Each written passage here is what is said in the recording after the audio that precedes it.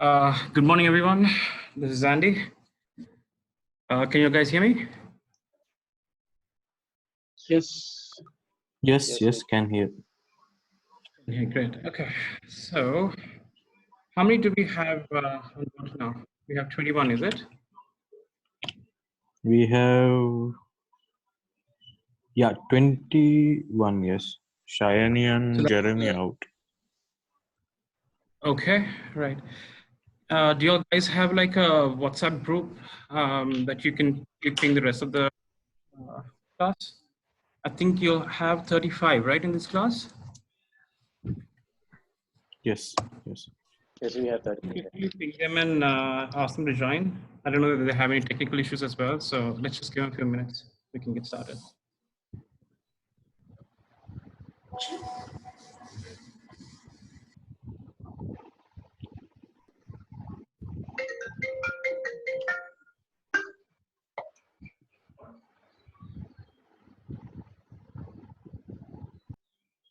My name is Andy. I'll be taking you through week 6. Ashik is unfortunately a little busy this week, so I'll take you to the lesson plan for week 6. Just want to understand, so last week I think you guys had your submission for the proposal. Did everyone Yeah. get? Yes, we did. Okay. Any issues so far? Do y'all have any issues so far with the business idea? Or I'm sure you must have gone through a lot of issues, right? Coming up with the proposal. Anything that you need to, discuss, clarify before we start with this?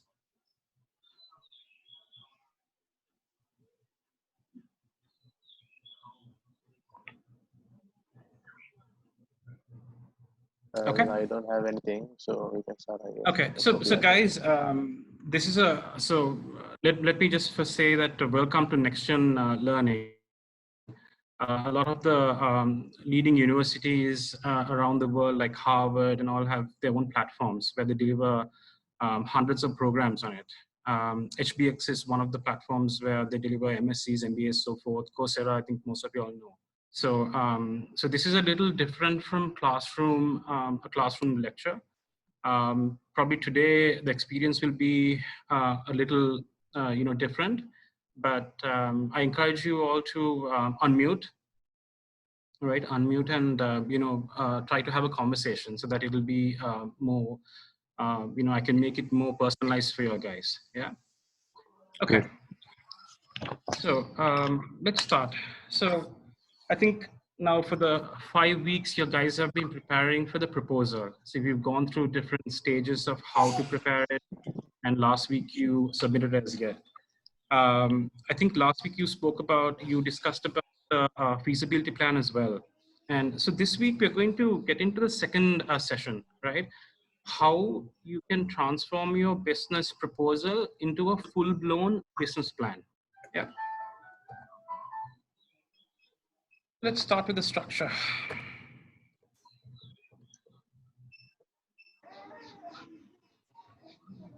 So today we have roughly 90 minutes, right? 90 minutes to go through this slide deck.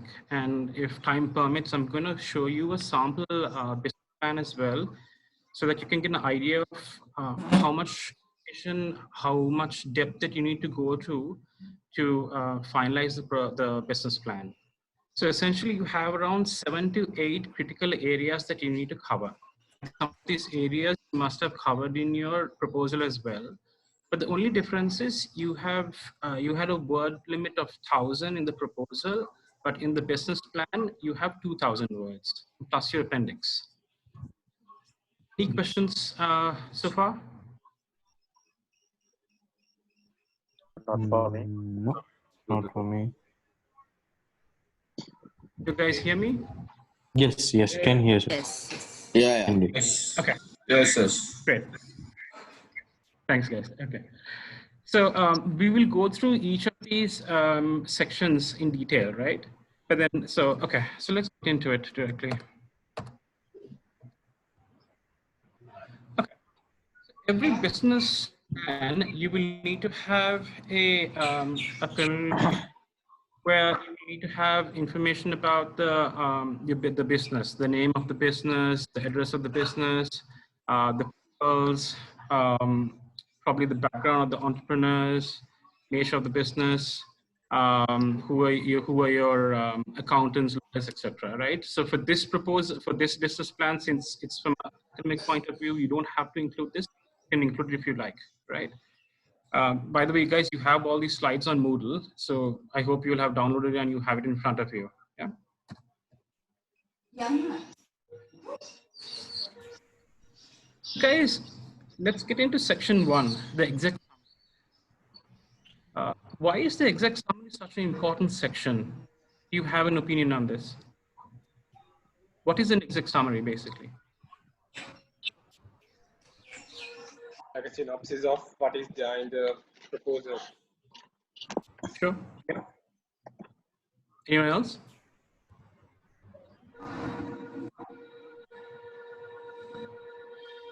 Who are we trying to talk to? Who is the party that the audience we're trying to address over here? Investors. Investors, yeah. Exactly. So now when your business proposal would have been about 8 to 10 pages at the most, right? Your business plan probably would be double the size or more. Have to insert a lot of information. But this exec summary is something very, very important because the potential investor reads 1 to 2 pages or 1.5 pages and this exec summary would give them the leverage to decide whether they're going to invest in the business or not. Right? So this is a crucial section that is upfront.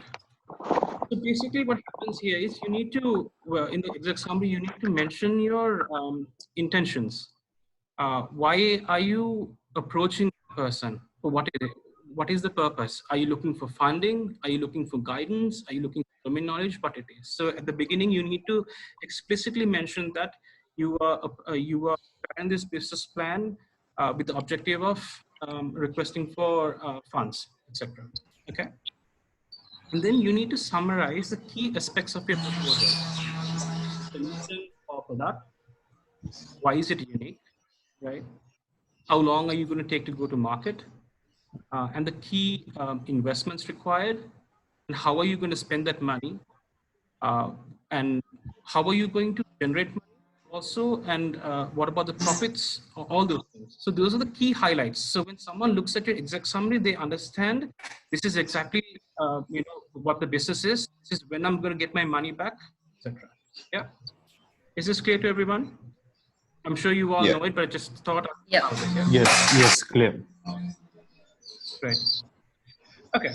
So just want to emphasize as well that in the exec summary, the word count is covered for this 2,000 words, right? So this is you can write 1.5 pages, but this is not included in the 2,000 words. Okay. Now the introduction is where the 2,000 words kick in. So basically, you need to have your aims and objectives, right? Your objectives will need to be smart, right? Essentially, what happens here is you will have some short-term goals and long-term goals. You will need to give the investor a sense of what your mission is and what your mission vision is as well, right? You will have, so there's an example here about you expect to have net profits of £50,000 in the next 2 years. You want to achieve total sales of 1 million in the next 5 years, all that, right? So ROI, you're expecting an ROI of 15%. So all this information needs to be contextualized and personalized to your business idea. Don't go and copy this from somewhere else, because all this information needs to be driven from the financials that you have, or the supporting sections that we're going to talk about in the next few slides. Yeah. Okay. Okay. Productive concept. What do you think about this section, guys? What do we usually cover in this section? I'm sure you must have covered this in your proposal as well, right? We covered it very briefly. Very briefly. Okay. So what information did you provide?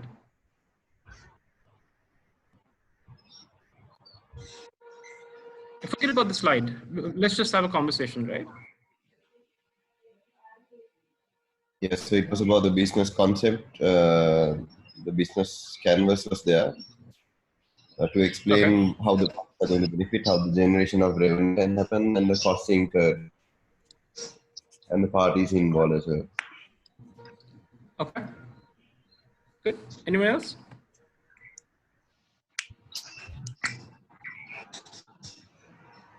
Okay, guys. So basically, you will have essentially you will have a product or a service that you're going to go to market with. So this is the section. This is that section where you can blown out and explain what you're trying to achieve. Right now, say that you're going with a mobile app, right? For instance, you will need to include some visuals. People are very attracted to visuals more than text. A lot of people don't like to read. They want to, look at a few things and get a gist of what you're talking about. So include a visual of whatever the product or service. If you're going to manufacture something, include something of that with your brand name and all. So you need to do a little bit of work with Photoshop or get some help, whatever, right? Give a brief description about the product or the service, right? In if it's a technical product, please make it very generic because your investor will not have technical knowledge. So keep it very simple, plain English. Someone in 5th grade should be able to read it. So briefly explain the product or service, right? Then you can the core offerings, out of the box offerings. Say if it's a mobile app, what sort of customer, all those things. And then you can include your differentiation as well over there, right? You can talk about the product support, maintenance, all that stuff. So this is dedicated for your product. So on whatever you have chosen, you can go, you can talk about that, right? I'll show you an example a little later so that you can get a better idea as well. Operational plan. So this is very critical, right? Now, operations is you have your processes and you have your resources. Guys, question, right? Do investors invest in business ideas or do they invest in people? What is your opinion?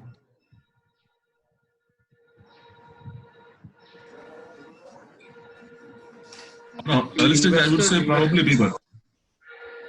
People, okay. Anyone else? Combination of both. Combination of both, okay. Good. So I think it's people mostly. Idea, but then if you don't have the right the right amount of people with the right amount of expertise, that business is going to fail, right? So in the operations plan, you guys need to focus on your staff. So initially what you need to do is think about your organization structure. Think about the operations from year 1, from day 0 to year 3, the end of year 3. And think to start off with, how many resources do you need? And to expand from year 1 to year 2 and to year 3, what are the resources that you need? And then put that in an organization structure. Now, the importance of being a good entrepreneur is to find ways to save money because you're borrowing it, right? So you need to have a combination of full-time and part-time or contract staff. So call that out. That's how we are going to maximize on the investment that you're getting, right? So that is one part of the staffing thing there. Then you call out the roles and responsibilities. You will have your, if you have a CEO, you will have their roles and you will have the responsibilities. And then you will talk about their compensation. You will talk about their metrics. So you can have that. You can have a table dedicated for all the resources that you're going to, that you will need for your operations. And then you will need to have key profiles for the senior staff, because people want to investors want to invest in people, and they want to see who is going to front end the operations. So if you are the CEO, include your profile over there, include a photograph of yourself, include your profile, what is your background, and the background, your background needs to complement the business idea as well, so to show that you have some sort of credibility to, run the operations. Are you guys clear? So, and the expectation for this assignment, we have to do this challenge possibly could be the 2000 word count, because some of these we have already covered in. Yeah, so what you have to do is take your existing proposal and blow it up, right? You have you were restricted with 1000 words, but you have to restrict that to 2000, or you have to expand that to 2000. So you need to add all this information.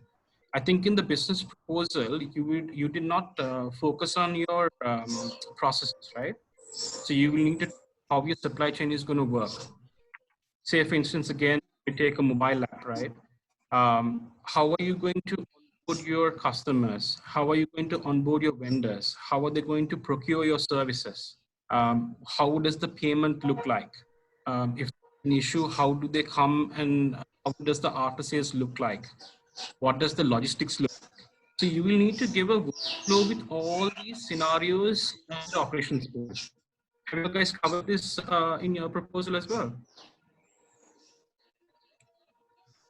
I think to some extent we have. Yes, Okay. very So you need to briefly, expand on or not too much. very briefly. Okay, great. So I'll show you an example as well. But any questions so far, or can we move on to the next section? One thing regarding the profiles of people and everything, we can actually put it on appendices, right? Yeah, sure. You can have the CEO or the COO or whatever the key profiles, 2 profiles. You can have it in the body itself if you want, and then give a reference to the appendix and say the rest of the profiles are there. But just don't give profiles for everyone, right? I'm talking to the key people only, key person. Okay.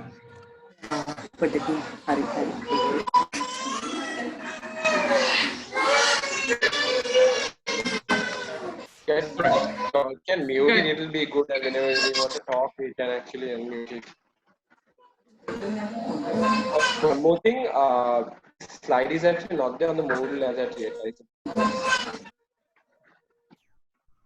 You don't have this slide on Moodle, is it? No, it's not there. This should be on your Moodle, because I also downloaded this on Moodle, in fact. But this is a cut down version of it, because the original version has a lot of other slides that you guys can We go cannot through. find 6 is not there actually in us. Okay. What I'll do is I will ask Shani to upload it to Moodle or to email to you after this class. Yeah. Yes, please. Thanks. Yes, please. Thank you. Okay. All right. So we're getting into the marketing plan, the marketing section, right? So there are 4 main sections over here.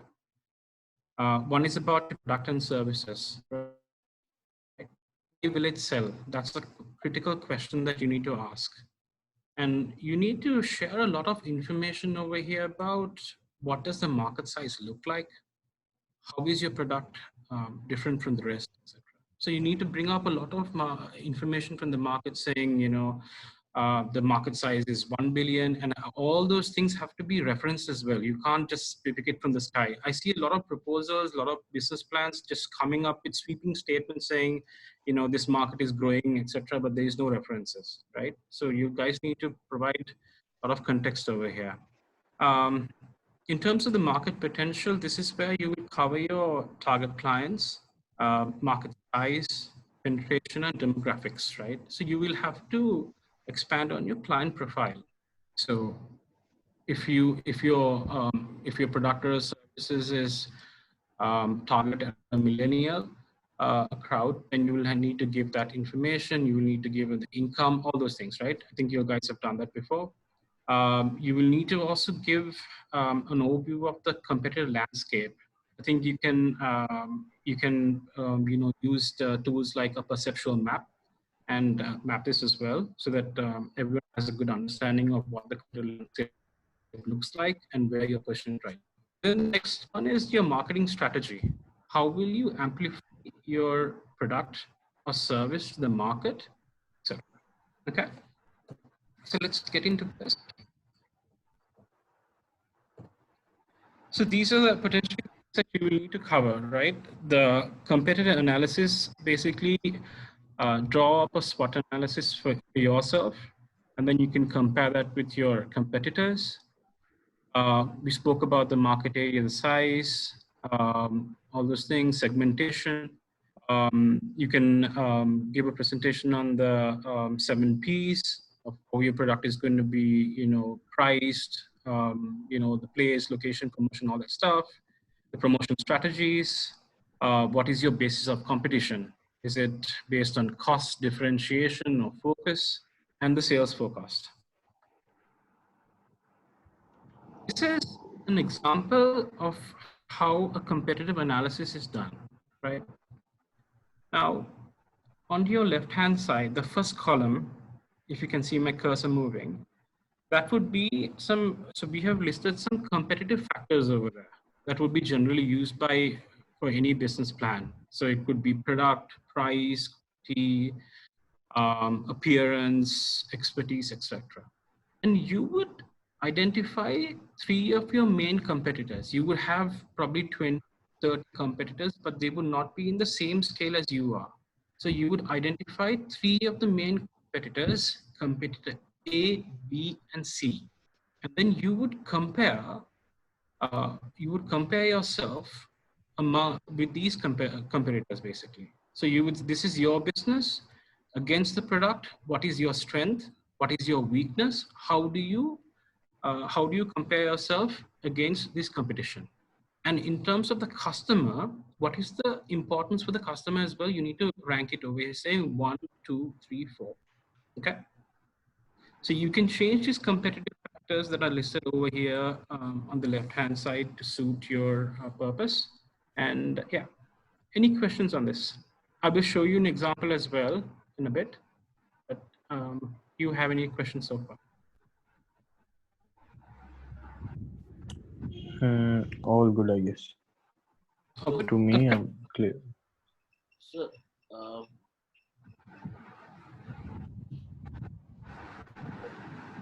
Do you have questions?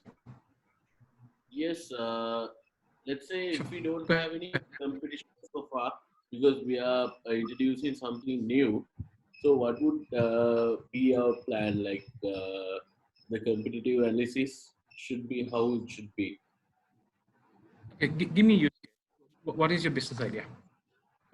We are actually planning to do some sample die because none of the other customers, other suppliers are not doing right now.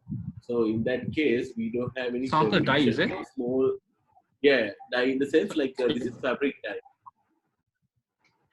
Okay. Yeah. Okay. So we currently don't have that kind of the business structure in Sri Lanka where we don't see much competition on that. So in that case, how do we do a competitive analysis based on that? That's what. Okay. So fabric dye is something that you would have competitors. You would not be the only one who is going to manufacture this dye, right? You would have competitors, but they might not be the same scale that you are in, or they might not have the domain expertise that you are trying to bring to the market, but they are still a competitor. Because what you're trying to do is going to market with a differentiation, but you still have players around. So what you do is scan the market, understand whether you have 5, 10 of these competitors, pick 3 and add them over here, and then you can show the clear differentiation. Okay. But it's very difficult to say that you don't have competition. It has to be something completely different, because mostly all your ideas, if I go through all your 35 ideas, it would be in the range of your guys augmenting a service or a product. Okay. Yeah. And if it's not the case, you can voice it out. But mostly, I think you're augmenting a product or a service. So in that case, you will have competition. Okay. I have a question. Hello. Yeah. Go ahead. Yeah. This example example of comparative analysis, the word count, does it matter in this? If you do something like this, would that word count matter into 2000 wording, or this is taken apart? And so what you do is you create this on Excel and you paste it as an image over here. I'll share a few tips on how to reduce the word count as well. Okay, cool. Don't worry about the word count, right? One more Try thing to you get as actually much as mentioned- information as possible. So one more thing you mentioned that executive summary, the word count does not count. Is it? Or Yes. does it count? Yes, correct. It does not count. Okay, cool. Thanks. But you have to, the exec summaries don't go on for 2, 3, 4 pages, right? We usually exec summaries will stay within within one page. But if you have a little bit more that you want to do, you probably can excuse yourself and go to the second page, probably include a para, but don't go more than that, because it will not, a potential investor will not have a lot of time to go through all that. So what your guys need to do is take your existing content that you have in your proposal and then put it onto the plan. Write as much as possible because you have enough time, right? So we are in week 6 now. You have 4 weeks till your session ends. And then I think you have another 4 weeks to work on your assignments and submit it. So you have ample time. So keep on writing whatever is in your mind, keep on writing all those things. Once you're done, then you start refining the text, the content that you have there. And it has to be very specific. Don't go around repeating the same old thing again. Yeah. And then you should be okay with the 2000 words. Now with these tables and stuff, what you can do is create it in the Word document if you want, cut and paste it as an image so that these words don't, get counted and stuff. And then you can include it into the appendix as well, which doesn't get counted, but you need to give a reference in the business plan. So with that way, you can manage the 2000 words. Okay. Any more questions on this, guys? For me, Can we move forward, or you guys have a question?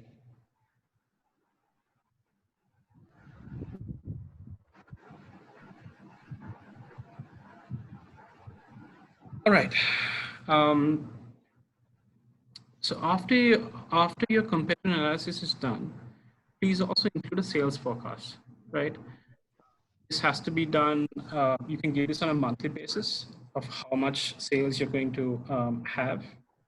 Please make this very realistic, right? I know your guys will be referring different business plans and stuff, but think of it logically.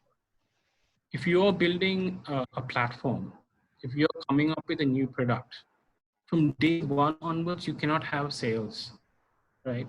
You will need to build that platform. You will need to build that product. So realistically start assuming when you will start, at which month your sales will kick in, right? And you need to be very realistic with these numbers as well. You need to think of the country situation. Right now, Sri Lanka and the global market is not doing really great as well. Stock market is, struggling and all. So be very realistic with the numbers that you share, because when an investor looks at those numbers, he knows whether you're trying to be very optimistic to sell the idea, or we're trying to be very conservative, or you're being negative. So have a balance of that and show it off there. Okay, financial plans. So I think you guys had mentioned, you guys have showed, you had presented something in your business proposal as well. For this submission, you need to have a cash flow forecast. Yeah, so on a monthly basis. You will need to have your P&L, that's up to 3 years, a balance sheet also for 3 years. You will need to show a break-even analysis. You can show that in terms of, use a product or use your product, or you can use a dollar value over there even and show that. How will you use your investment? I think your guys have already touched base on that. What is the investment that you need and how you're going to spend it? So please, elaborate on that again. Here, you need to also talk about what is the return that you're going to give to the investor. So look at the market right now, right? Fixed deposits, that they're giving. So don't say that I'm going to give you 4% or 5%, which is not going to be attractive. So think about, it has to be, your business venture needs to give something extra back to the investor in order for them to invest in this. So mention the ROI, all those things, right? Now, in difficult times like what we're going in through, it's difficult to show a substantial growth within 3 years, because when people look at your numbers, with the market being very slow, people not consuming a lot of things, you will not be able to show a massive growth over here. So what you do is, if once you work the numbers, if you feel like the growth doesn't look that attractive, then you move your P&L to 4 years or to 5 years to show that, okay, initially we're going to struggle because of different environmental issues, but in the 4th and the 5th year there is a significant growth. That's how we are going to make your proposal more feasible, and for your sales as well, sales forecasts. Yeah. Any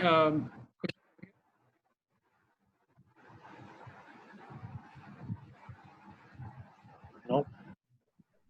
Is there a maximum time period an investor would be attractive to recover? Yeah, so there's a different notion, right? In countries like ours, investors are very particular about there are a lot of things, in fact, like the government, for instance, right? The government changes every 5 years, and then policies change with that. If you guys remember, when the previous government came in 2015, I think, when they first came, all the organizations they closed their books. The financial year was over, but then they imposed a super gain tax, and people have to open their books and pay all those things, right? So there are a lot of policy changes that comes up with our countries. So investors potentially look for investment opportunities in the frame of around 3 to 4 years, maximum 5 years, because they're uncertain of what's going to happen after that. So you need to keep it in that time frame, or slightly less than that. Does that make sense? Yeah. But in other countries, right? If you go to the Scandinavian countries, where everything is very predictable. There's not a lot of things that changes in the market and stuff. Then you can show long-term growth as well. So there are typically some investors who are looking to invest in short-term opportunities. Some people who want to look at long-term growth as well. So just assume 3 to 4 years, and depending on your numbers, you can play around with that. Yeah.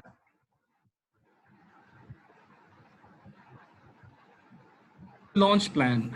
So I think you've got this launch plan, your business proposal as well. But here you need to blow it up some more. You need to talk about from day 0, what are you going to do, right? How are you going to get your resourcing? How are you going to train them? Where are you going to have your office?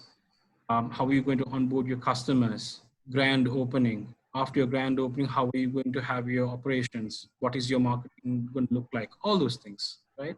So I think you guys have this in your plan. So I'm not going to really talk about this a lot, but then, include this as well, a Gantt chart.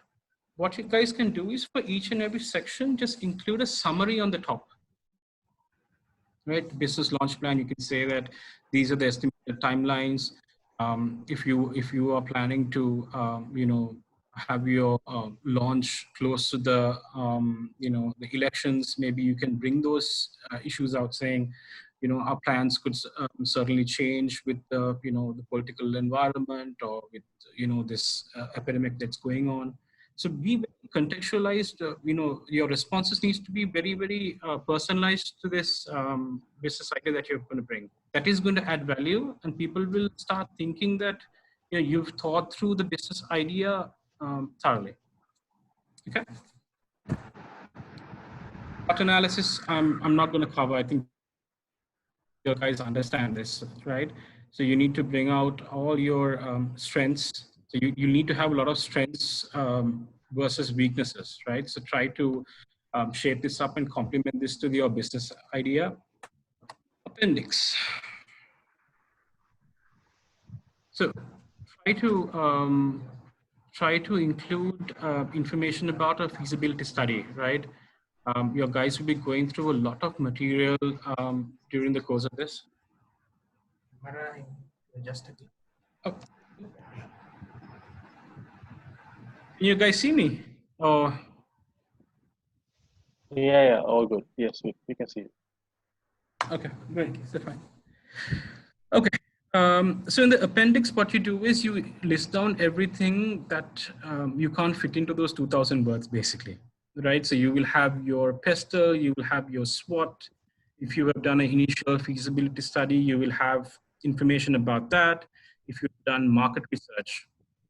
So essentially, you would need to do a small market research to understand whether your product or a service is applicable to the market. If you're coming up with a new, say, in light with the new current events, if you're coming up with, say, a sanitizer, it's worth having, a focus group sort of environment with a couple of people and, understanding their views on it. So you can document these things, that these are the things that you're going to do once you get the funding, or whether if you have to, also you can include those information. Yep. So if you have, you can include your compensation. All those things can be included in the appendix. One thing now, from an investor's perspective, there are two ways that they look at a particular opportunity, right? They would look at it from a perspective of what is the return that they're going to get their money and the risk associated with it. The two boxes that you see on top here, market attractiveness and product differentiation. That is very, very important. Under market attractiveness, is there actually a need for your product? Right. Someone was talking about coming up with this fabric dye. What is the need in the market right now? So the best way basically to make this case is to come up with a business idea that is very close to your heart. If you have some issue with something and you're coming up with that business idea, that's the ideal way of doing it, to show that, okay, a lot of people are suffering this, there is a massive lag, gap in the market. That's why I'm coming up with this product. And then you have to give a lot of information about the size of the market. And if you can find, year-on-year market growth, superb, you're sorted. Product differentiation, you'll understand this. Every investor wants to see whether you're coming up with the exact same product or whether this product has some differentiation. Perceived risk. Now, manage your key personnel or your resources that you have needs to be brought in very clearly to say who is running this operation, who is going to be the face of the company. Do you, in Sri Lanka, do you want to have someone who has failed in business to, front end your business? Or do you want someone who has a lot of social capital, someone who has a lot of contacts, someone who is a chairman, a chairman of a bank, things like that, and resistance to threat, barriers to entry. What is barriers to entry, guys?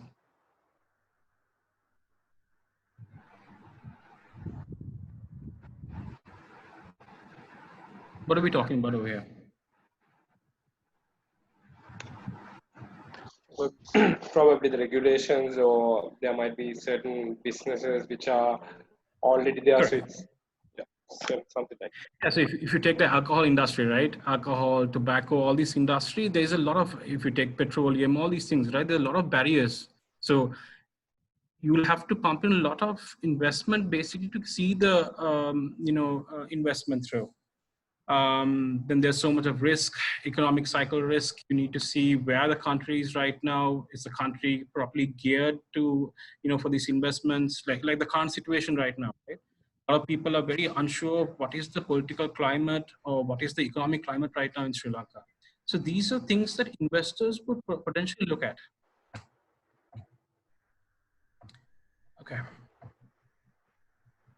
Okay, so we are done with the slide deck, right? I want to take, so we've got 45 minutes left. I quickly want to take you through a sample business plan that was prepared in UK. Do you guys need a few minutes to take a break, or can we go on? I think we can continue, right? We can. Yeah, we can continue, I think. You can continue. All right. Any questions so far?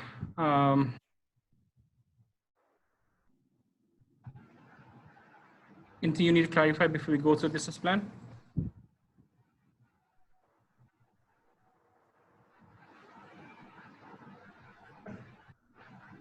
Can you see the PDF that I've opened? Or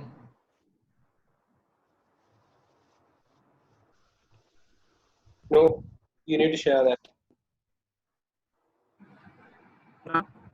We can see the slides. you can see Yeah, the you see the slides. slides. Let me, Uh, give me a second. Okay. I think you Fine, should be able to see the. Yeah. Yeah. Okay. So potentially this is your cover page, right? I think you've already got that. You will need to have the name of your company. If your company has a logo, please include that as well. It needs to be, so it needs to give a sense of what your company does, right? In this case, this lady has mentioned that it's my garden, my cafe garden. So you would potentially know that this is a cafe. Give your work count, you all know that, I suppose. All right, so this is the table of content, right? So you'll have your exec summary, like we discussed, introduction, product service concept, statement of innovative opportunity, then your market and competitive analysis. You'll have these 5 elements in that. We'll go through it. Launch plan, operational plan, and financials. The rest is all appendix. Okay. So I'm just going to read a few lines to give you guys a small idea of how to structure it if you're still struggling with this, right? The purpose of writing this business plan is to attract investors for my cafe garden. So with that first line itself, the investor knows what is the purpose of this, the business plan. I've gone through business plans where people have just said, my business idea is to start a pharmacy. My business idea is to start a new drug. No, it doesn't work that way. You need to state your intentions upfront. And then she's gone to say, my cafe garden is a Malaysian Chinese bakery that sells Malaysian traditional bakery and drinks. Very straightforward, very simple language. First line, you understand the purpose. Second line, you understand what is the opportunity or the business idea. Third line is the startup cost is £65,000, where 35,000 is from her own savings, and she requires an investment of £30,000 from an investor. So bang, first 3 lines, you understand what exactly you're going at. This person has also gone ahead and talked about how she is different from the other bakeries that are available in Birmingham. Yeah. This is the second paragraph. She's also brought in an element of research over here, right? Which is the third one. I'm going to skip that so that you guys can go through it. I will share this as well so you can use it for reference. Now, this is the interesting part over here. In this business plan, there are detailed monthly sales forecasts for the first year and sales forecasts for the next 5 years. And she talks about how much sales she is going to generate in the next 5 years. And she is also baselining this number to a well-established bakery that is already in operation, to give them some comfort that in terms of revenue generation, it's going to be in par with a regular bakery that's going to go on. She talks about the cash flow, for the first year, 24K. And she talks about how that's going to increase in the next five years as well, right? She talks about, so during the first year, she's being very upfront and saying that she's not going to generate any profit during the first year, which is fine. But she's saying that during the second year, she's going to have a profit of £7,000. And the ROI is going to be 11%. Okay. So these are the key factors that you need to bring into your exec summary, because when someone reads this, they will fully understand what the business is. And this will be the deciding factor to invest in the business or not to invest in the business. So you will need to work this. So the exec summary will need to be done once you've completed your entire proposal, because you will need to get your numbers, you will need to get your strategies, all those things. So once you've completed everything, then you come to the exec summary and then you can start filling this up. Now she has gone ahead and talked about her growth strategy as well. So fantastic. First year, what I'm going to do is I'm going to have my operations. Second year, we're looking forward to have generate profits. And then what is my growth strategy thereafter, right? So she has said with our growth strategy, including market penetration, such as wholesale bakery to supermarkets, restaurant, market development, like, so she has gone on saying that. So, but your guys also need to use Arendtz matrix. Have your guys discussed this in your first semester or during any of these classes? Arendtz matrix? I think not during this, but generally I think everybody's familiar with it. Okay, fantastic. So we are going to talk about that as well, I think in week 8. So what you're going to do is you will have your 4 quadrants. You need to talk about how you're going to take your new product into the diversification stage. So you need to talk about what is your strategy and which year you're going to use those strategies to ensure growth, right? Okay. Any questions on the exec summary, guys? I think this is pretty straightforward. Anything you guys need to clarify?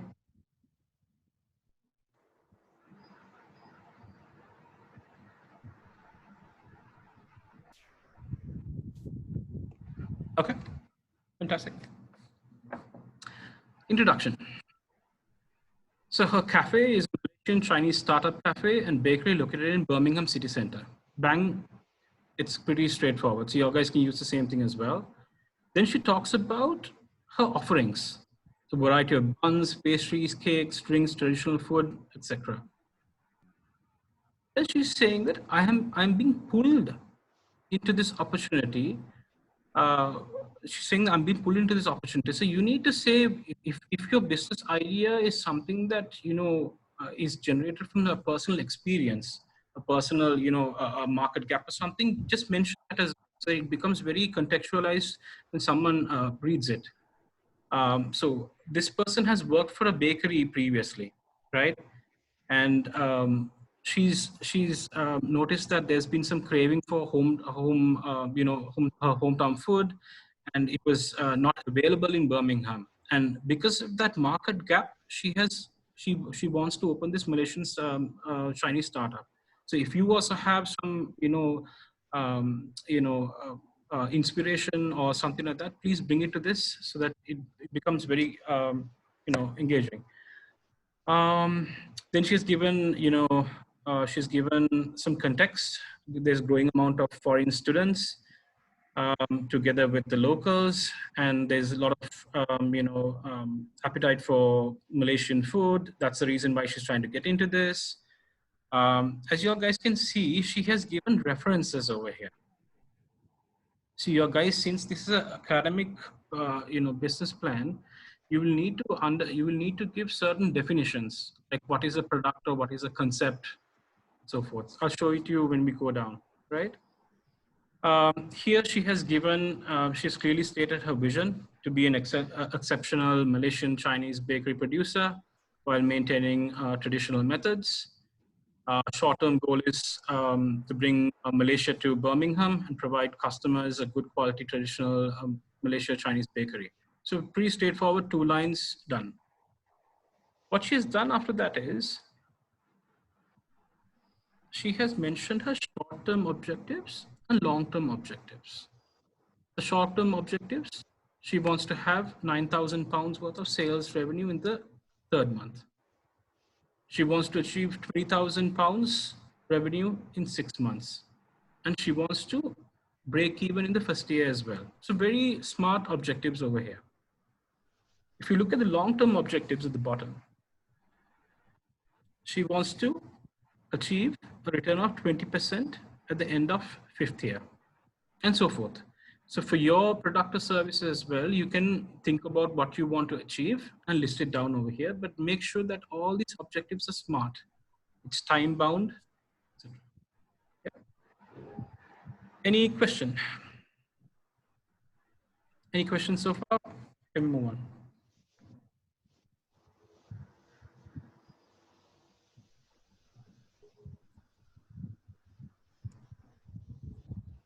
Okay.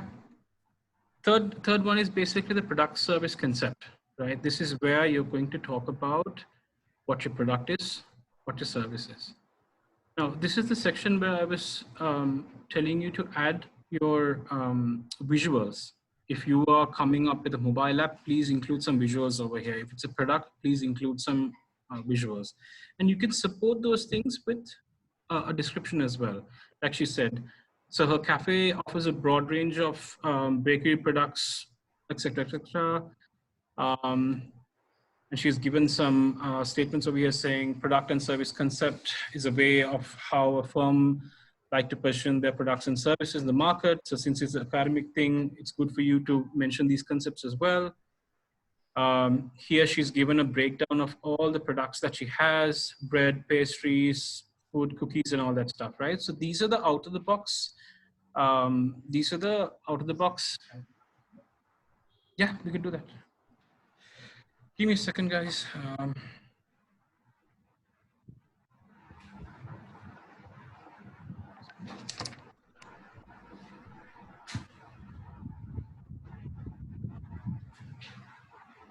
Is it possible for you to log into the same session, a different laptop, and get the names? So you can proceed with that. Yeah, because I have 30 minutes. Only 30. I have only 30 minutes. I just want to. I can take the attendance. No, I want to make sure that I can finish the rest of the things. Yeah. And my laptop is used for another session. Okay. Andy, I can take the attendance if you can hear me.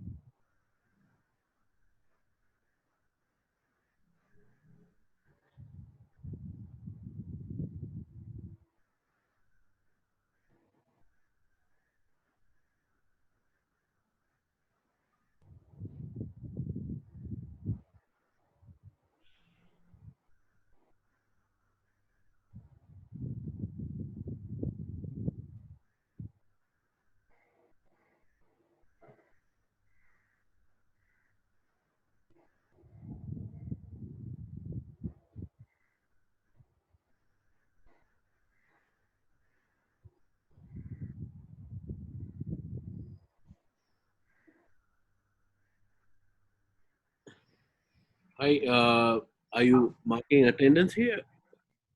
Hello.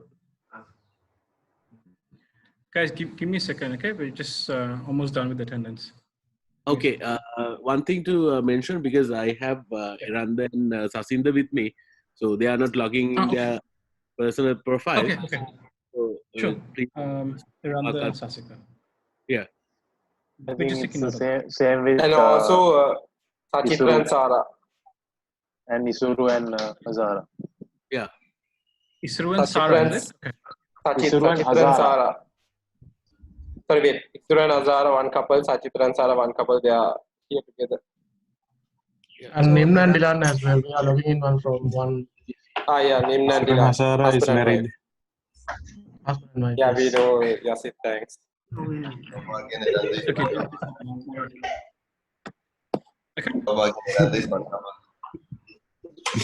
Sadhunaya, no. Sadhunaya, sorry. Yasit, we didn't hear you.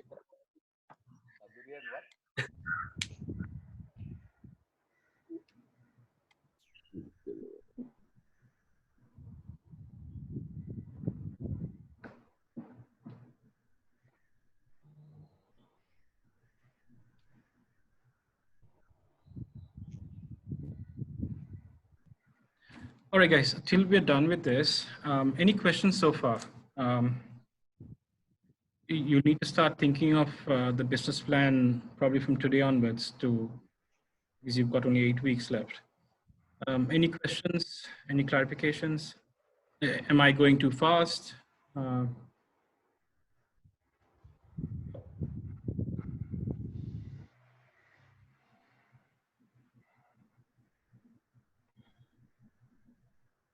I think I'm good. I don't know about the others.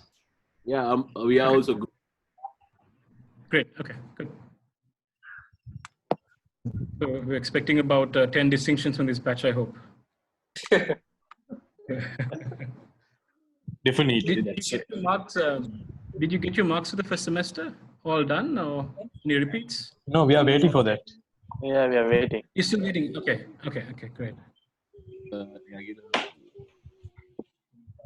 Hopefully you should get the feedback for this in about a week or two. I think probably 2 weeks because you have a big batch, right? So let's see. Question. The best batch. Sorry, say that again. Okay. Did someone just say that your guys are the best batch? Is it? Best batch. Yes. Not someone. I And will the be best. honest. Okay. So we'll wait for the grades to come. I'm sure you guys are all awesome. So we'll see. I'll probably take another class, but if the situation gets worse, then we'll have to do it on this. Maybe next time you guys can switch on your camera as well, and I can see you guys. Let's see how it goes. Okay, great. Did anyone take a break, or can I start? We can go on, I guess. We are good to go. Yeah. Okay. You're good. Okay, great, guys. Thanks. So, so here she has given, a description of what her products are. So basically, she has given description. So your guys also need to do the same thing with your product. So this will be basically your core product, and then you will have a second table that calls off the differentiation, so that it's clear to everyone. Okay. So let's move on to the fourth section. Statement of innovative opportunity. So here she has cited Porter saying innovation and entrepreneurship are at the heart of national advantage. And she has gone on to explain what is her differentiation, right? So you can also include a paragraph over there. Now is the interesting part where you need to really do some research, the market analysis. Here she's talking about the bakery market in England is one of the largest markets in the food industry. And she's saying it's equivalent to 11 million packs of bread sold every single day. Now, okay, if you can see, she has given a reference over here as well, where the source of it. So please, guys, make sure that you refer where the source as well, so that we understand that this is something credible. Then she goes on to say, she talks about the demand as well of traditional, bread. And then she gives a small understanding of what the competitor landscape looks like, right? So she says that there are 3 types of competitors. It's the large plant bakers, one is the in-store bakers, and the next one is the craft bakeries. And she said that it is expected to have 5% of growth in artisanal bakeries. The current trend also she's saying the current trend in bakery industry is customers' demand for gluten-free products. And they're looking for more health-conscious products as well, right? So you need to do a lot of research to complement your business idea with these facts so that your business case becomes very strong. Competitor analysis. So these are the 3 competitors that she has chosen, right? Competitor A basically is the factory made bakery. So all these products have been sold at supermarkets, Tesco, Sainsbury. Competitor B produces high quality wholesales throughout England and Europe, award winning. Competitor C, well established in Chinatown, limited choice of bakery, etc. Right? So this is basically a snapshot of the 3 main competitors that she has chosen. And let me take you to table 5. Okay.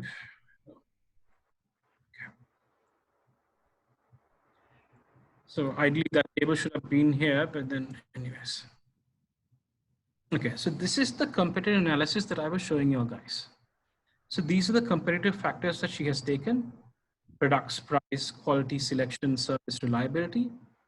In terms of product, she's saying that she provides Malaysian, Chinese bakery, cakes, pastries, and drinks. Her strength is new types of bakeries introduced to the market. Her weaknesses requires many different suppliers and skillful resources. How does she compare herself against the 3 the competitors? Competitor A has a simple and standardized bread. So they have a simple and standardized product.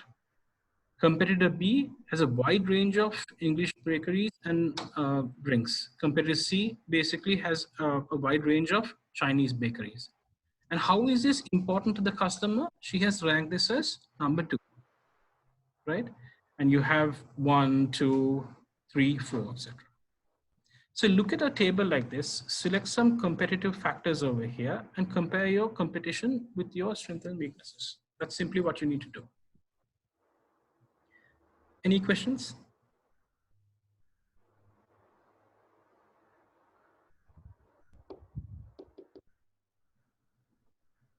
Confused? Regarding these competitive factors, now should we stick into, is there any particular order that you need to go, or it differs from? No. Because this will all change depending on your business, basically. Okay. All right.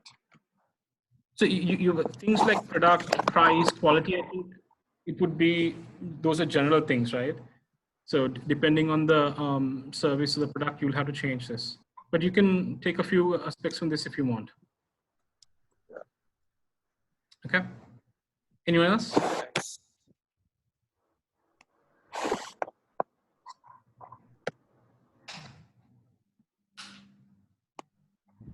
Okay.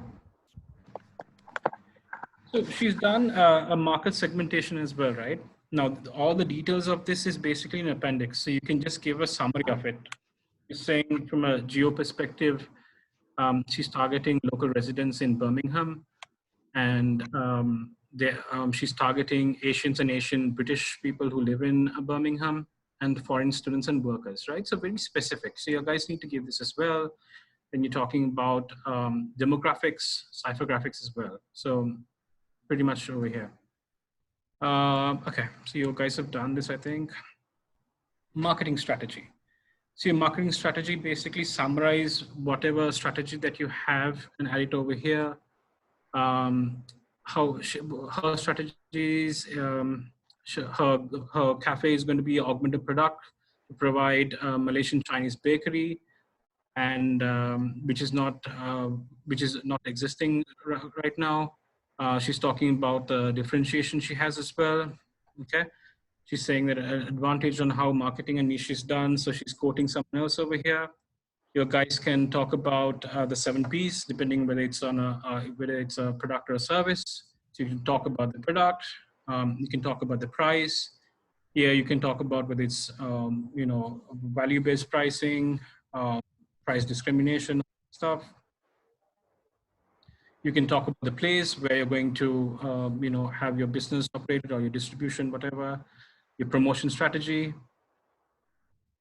Now, in the promotion strategy, I've noticed when I'm asking business cases, it's very generic, right? It's very generic.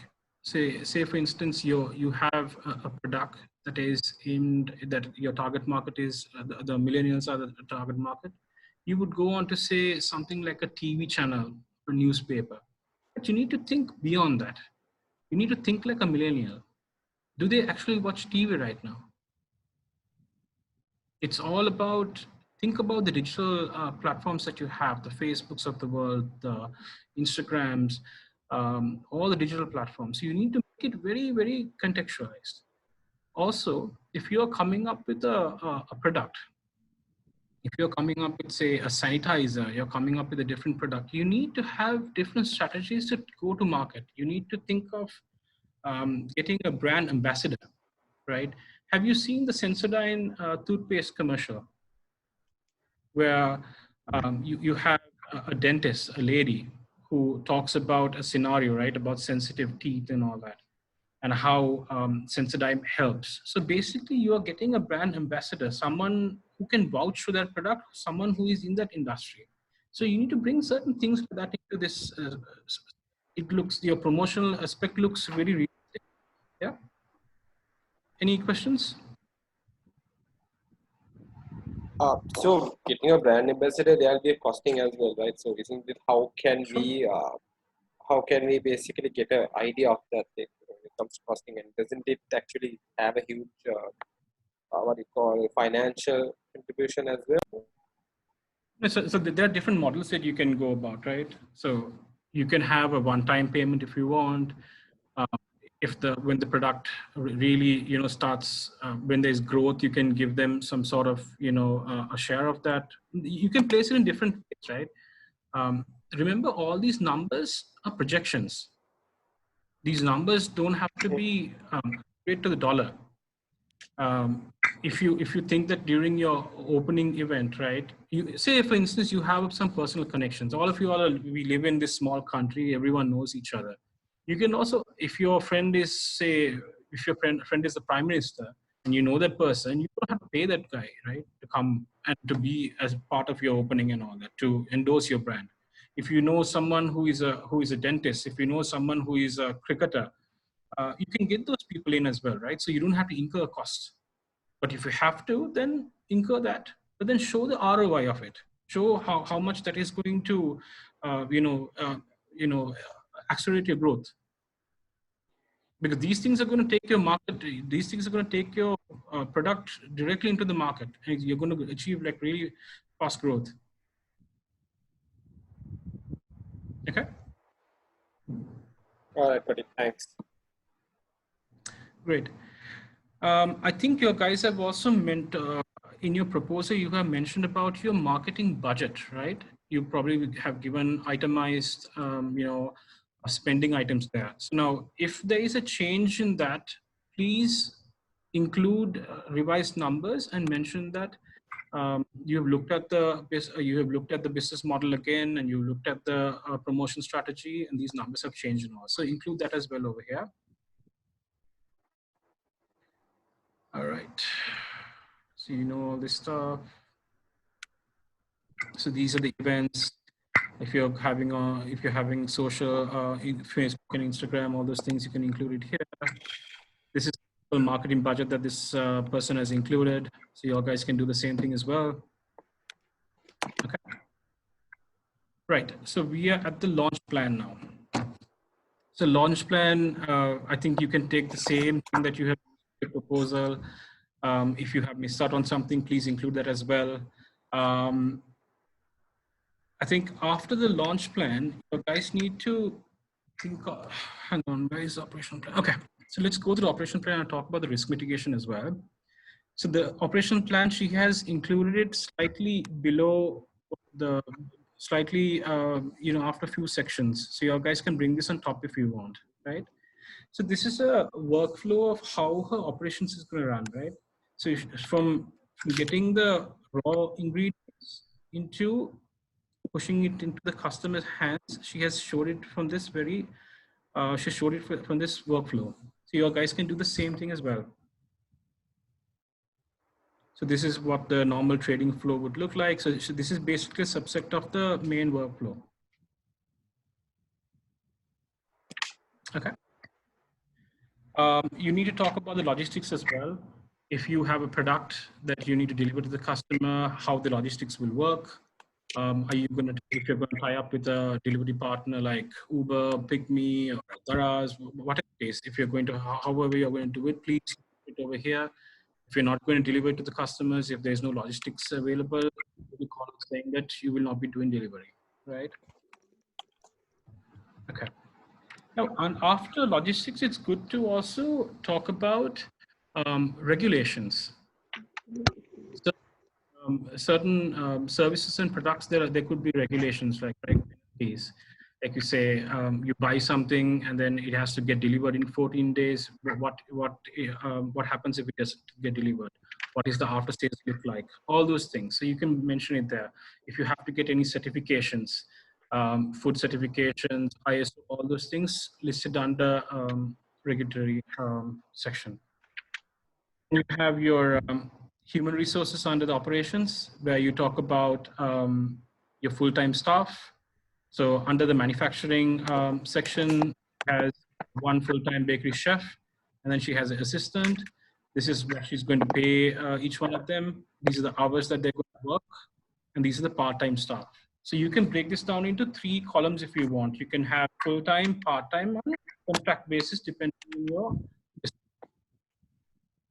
Okay, so this is only a summary of the human resources part. She has also referred version in the appendix.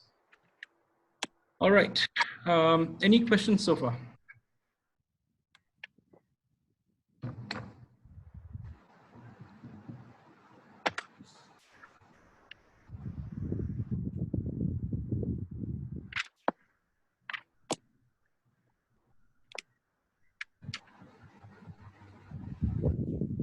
So are you confused? Any questions?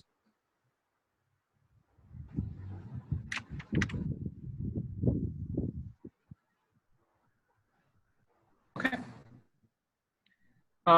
She's also given a complete breakdown of the compensation from year 1 to year 5. So you will also need to work out something like this so that it gets included into the financial. Here you go, the regulations. So these are the regulations, some of the things that she has included: the company registration, logo, trademark registration, in terms of health and safety certifications, and the act, etc. You can also include your stuff here. All right. Financial considerations. So, like I said, you need to give a sales forecast. It'll be good if you can show it in a graphical form as well and explain it on top. Here she's given a monthly sales forecast for one year. This is the breakdown of the total sales from a product perspective as well. So it'll be good if you guys can show this view.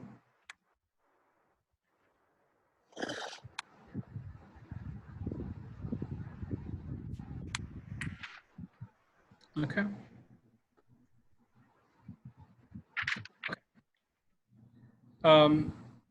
Initial investment, right? This, I'm sure you must have covered this in your business proposal. If these numbers are not still relevant and you need to change it, please change it again and have a footnote saying that you have revisited the numbers and these numbers have increased by such percentage and all due to these factors. So there's no issue. You can increase. So this person has also mentioned, given a description of, what is the startup fund all about. She said that in this proposal, the fund required is 125 startup cost. Due to high interest rate and loan repayment, she has approached potential investors. Therefore, the initial investment will be 41K, and she's given forecast as well over there. So you guys can do the same thing. We spoke about a break-even analysis when I was going through the slides. This is an example of that. I don't know whether you guys are good, whether you all have a good understanding of to do this from a product perspective, but you can consider this as a whole and also do a break-even analysis. So this is a sample. You guys can look at this. She's depicted this in a graph as well. So clearly pointing out at which month the break-even will happen, right? Any questions, guys? Can you all hear me or? We can hear you. We discussed about this cash flow statement as well. Here's a sample. I'm sure you guys must have done this in your first semester. So include all these aspects there. You can put this into a graph as well and show it. Okay, these stuff. Your P&L, please include that as well. I think your P&L is for 3 years. So you can have the first year on a monthly basis and then show the rest on an annual basis if you want. Yeah, something like this. So she has given from year 1 to year 5.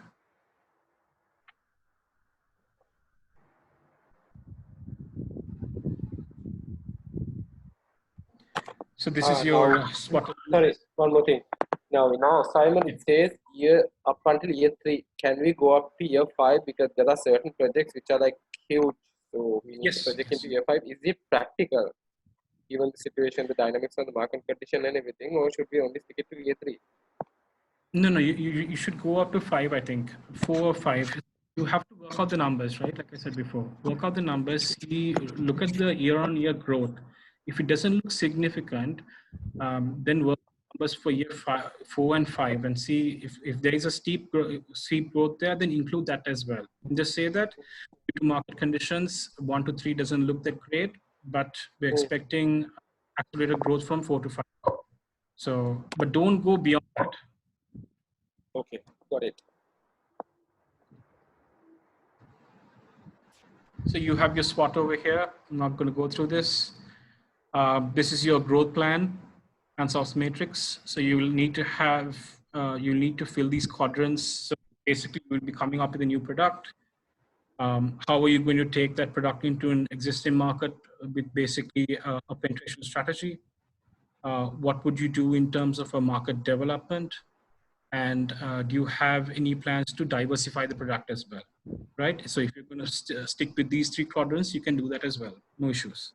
But we will be covering this, the growth strategies, I think in week 8, if I'm not mistaken.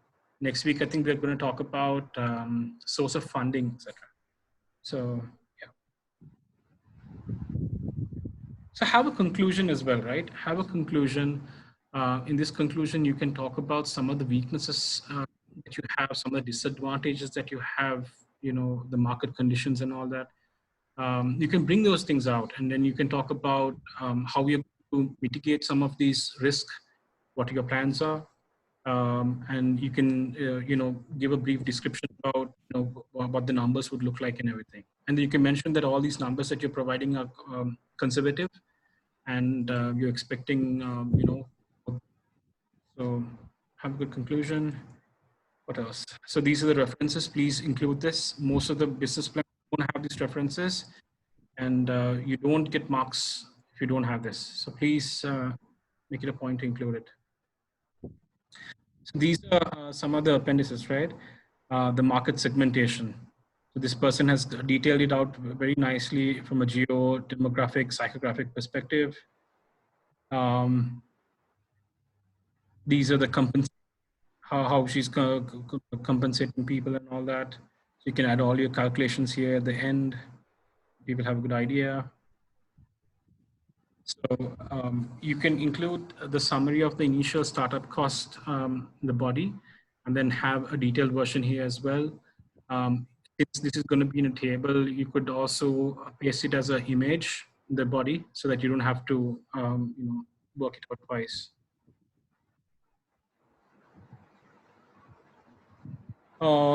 Yeah. So these are all product costings and everything that's provided over here. Continues.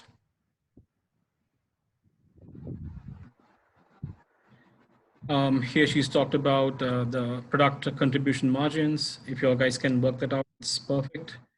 I need to mention that this person is a full-time student in UK. So she has a lot of time to go through all this information. So I would understand if you guys don't have the time to go to this minute level, but please make it effort. It gives a lot of confidence to the investor to say that you have done your homework in your business plan. Yep, that's about it. So this is potentially 33 pages with the appendix. Yeah. So yeah, 25 pages for the main proposal. Yep, that's about it. Any questions, guys?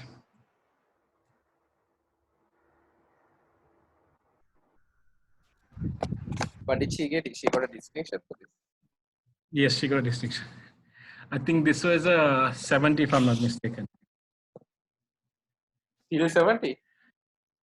Yes, she got 70 or for this proposal. What? 70 only? No, it was 70 odd. I can't remember this thing. But so, I mean, your guys can do a better job than this, right? You look at certain aspects over here. Certainly, certainly. Of course. My God. What is this? Okay, fair enough. I think you just shattered our dreams, though. No. See, so let me say something that's going to, I knew when your guys were silent that, it's all going bonkers. Okay, so this is the silver line, right? Silver lining. Now, when you pick a business idea, make sure that it's very close to your heart and you're very passionate about it, right? If it's something that is very close to you, then you can write, you can do whatnot. But if it's something that you're doing for just to pass this subject, you probably have a lot of difficulties. There are certain guys who, in the previous batches who have quit their jobs and they have started their business because their business plan looks so attractive. The numbers look really realistic. The opportunity looks realistic, and they have submitted those business plans and got funding as well. So how are they doing now? They are pretty good. I don't think they have been in operations for 4 to 5 years. I think it's still 2 to 3 years in their early stages, but they're doing pretty great. So think of this as a stepping stone, right? This is not going to be something that you're going to use only for BCU for this module.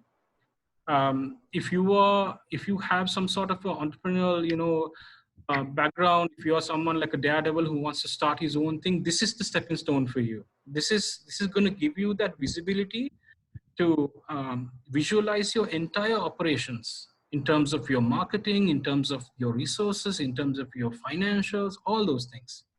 And if you are working for a company, right, there could be enough and more opportunities where your boss would come and say, we need to start this sort of I have this idea. I need to take this to the board. Can we prepare a business plan? And then you would have the know-how to do it now. So think of it from that perspective. This is not difficult, right? This is not difficult at all.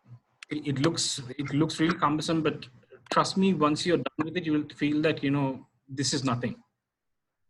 Just make it very appealing, right?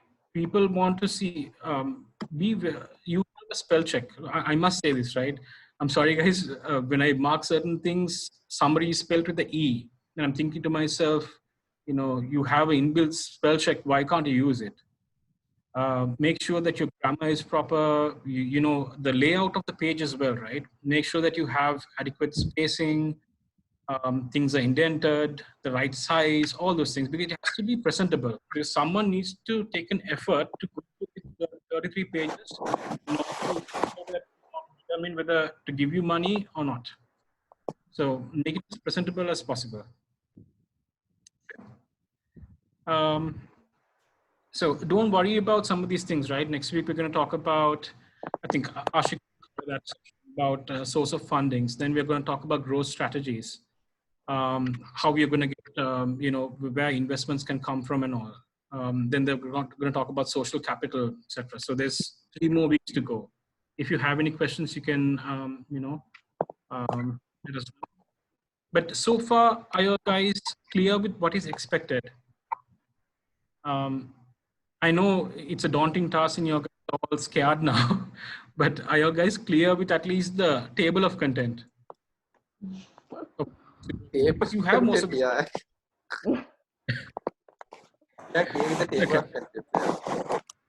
Okay, so let me tell you the easiest way to do this, right? I'll just take a couple of minutes. Put this into a blank document, right? Take this table of content, open up the slide deck that Shiny will share as well. Put that into a Word document. Have these as, have exec summary, introduction, all these things as titles over there, right? What you do is right click summary, and then open a note over here, a comment over here. What you do is you jot down certain things that you want to address in your exec summary. What is the first thing? First thing is, what is the objective? So you note down objective over there. You want to talk about your financials? Mention financials. You want to talk about growth? Put that there. So you build up a skeleton initially. A skeleton to say, what is your reference points that you want to cover? And based on that, you will construct your content, your response. So if you do it that way, it shouldn't be you know, such a big deal. And take some of the content. Don't go writing new content now. Take content from your proposal, plug it over here, and keep on adding. That's how you need to do it, because most of this stuff we have already done, I think. But you just need to blow it up now. Yep. So when you are attaching, you have to attach both proposal 1 and 2 together, right? So basically, no, now, not necessarily. Just have the business plan. One more thing, include the business model canvas. That has to come through as well. Put that into the appendix. Yeah. But you don't need to attach the first submission, because we've already got the first submission. So we've already gone through that. Just include the business plan. That will be sufficient.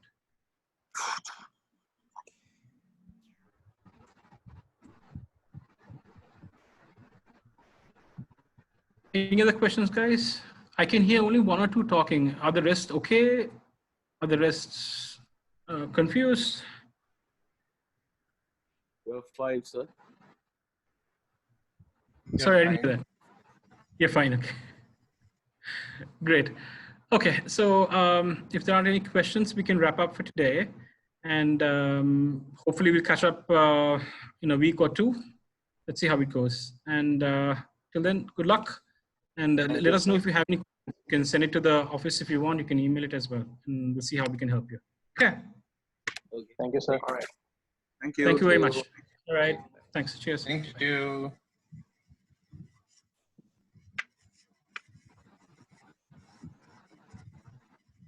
Second session, we have to re-log in again, right? The name is not the break. I think you can leave it on. Okay, bye.